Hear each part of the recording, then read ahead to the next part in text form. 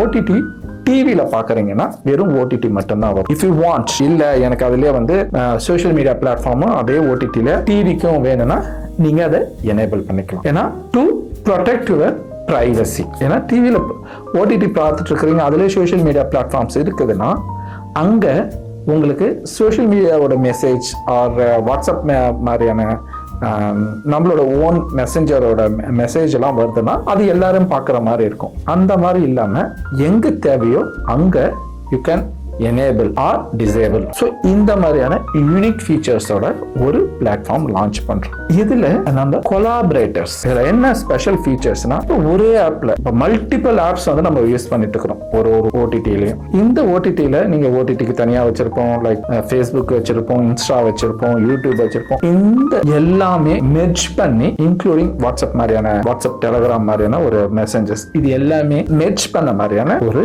App.